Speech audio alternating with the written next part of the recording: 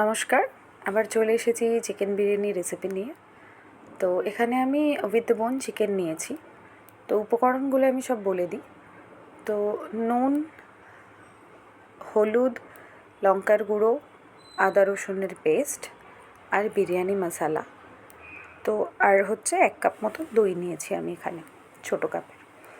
তো বিরিয়ানি মশলা এখানে আমি ইন্ডিয়া গেটের বাসমতি রাইসের সাথে আমাকে একটা মশলা ফ্রি দিয়েছিল, তো সেটাই ইউজ করেছি।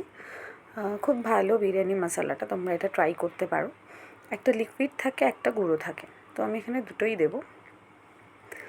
আচ্ছা, সবার প্রথমে আমি যেটা করে রেখেছি, পেঁয়াজের বেরেস্তা করে রেখেছি। আমি 10টা মতন পেঁয়াজ নিয়েছি, তো সেগুলোকে ভেজে বেরেস্তা মতন করে রেখেছি, এবং চিকেনে আমি বেরেস্তা দেবো রান্নার সময়। তো প্রথমে আমরা কী করবো, চিকেনটাকে রান্না করে নেব। তো সেকেন্ড প্রসেস যেটা আলুতে আসি। আলু আমি এখানে প্রেসারে সিদ্ধ করেছি। তো আলুটাকে একটু 3-4 ফোঁটা কেওড়া জল, হাফ ওই কাপ মতন যে ঢাকনাটা থাকে গোলাপ জলের, তো ওই হাফ ঢাকনা মতন গোলাপ জল আর হলুদ এই দিয়ে আর জল দিয়ে আমি মোটামুটি 2টো সিটি দিয়েছি। তো সিটি পড়ার পরে আমি নামিয়ে নিয়েছি তৎক্ষণাৎই, এবং নামিয়ে ওই গরম অবস্থায় আলুগুলোকে বার করে রেখেছি, তার কারণ না হলে আলুগুলো না বেশি ওভার কুক হয়ে যাবে। তো দেখতে পাচ্ছ আমি এখানে চিকেনটা কীভাবে রান্না করছি। তো তেলের মধ্যেই প্রথমে তোমরা টমেটোগুলো দিও, না হলে টমেটোর গন্ধটা না পরের দিকে খুব একটা বাজে একটা কাঁচা কাঁচা একটা গন্ধ থাকে।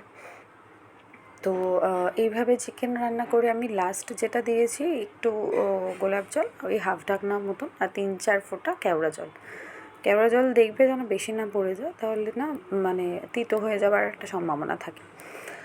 আচ্ছা, রাইসটাকে তোমরা 70% মতন কুক করবে।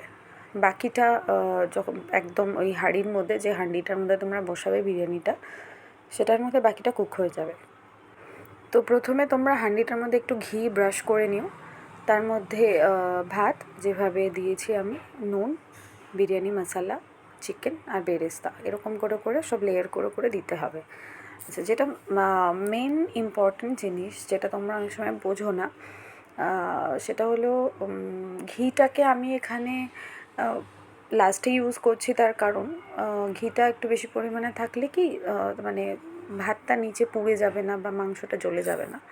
তো তোমরাও তাই করো। আর একটা জিনিস হচ্ছে, যখন তোমরা গ্যাসে এই পুরো হাঁড়িটাকে বসাবে একদম লো ফ্লেমে করে, এবং মাঝে মাঝে গিয়ে দেখবে, আমরা অনেক সময় না ভাত যখন গরম করি, তো অনেকেই এটা করে থাকো, মিডিলে জল দিয়ে ভাত গরম করো, তো এটাও সেই সেম ব্যাপার। তো তোমরা দেখবে যে একটা চিচির করে একটা আওয়াজ হচ্ছে, তখনই তোমরা না গ্যাসের ফ্লেমটাকে অফ করে দেবে, তার মানে তোমার রাইসটা হয়ে গেছে কুক। এরপরে যদি করো তাহলে জিনিসটা পুড়ে যেতে পারে। আমাকে অবশ্যই জানাবে তোমাদের কেমন লাগলো, বাড়িতে এরকমভাবে ট্রাই করে দেখতে পারো। আর যদি ইন্ডিয়া গেটের বিরিয়ানি মশলা না পাও, এভারেস্টের বিরিয়ানি মশলা দিয়েও করতে পারো, সেমই জিনিস, খুব ভালো লাগবে। চলো তাহলে আজকের মতন আবার বিদায়, আবার নতুন রান্না নিয়ে তোমাদের সামনে হাজির হব। আর ভালো লাগলে অবশ্যই লাইক করো, কমেন্ট করো, এবং শেয়ার তো অবশ্যই করো। তোমাদের উৎসাহ ছাড়া হয়তো নতুন নতুন অনেক রান্না হয়তো দেখাতে পারবো না, তোমরা উৎসাহ দিলে আমার অনেক বেশি ভালো লাগবে। আবারও আমি নতুন রান্না নিয়ে আসবো। আজকের জন্য বিদায়, বাই।